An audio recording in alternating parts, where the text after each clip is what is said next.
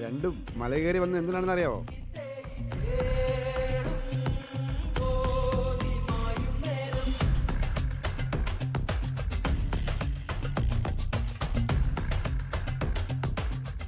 ആ മോതിരത്തോട് പരിചമിന്നും നേരം ചുരികതാഴും താനേ ചതികു നീളും നേരെ വായോ നീ തേയി പരിചമിന്നും നേരം ചുരികതാഴും താനേ ചതികു നീളും നേരെ വരിക നീയേ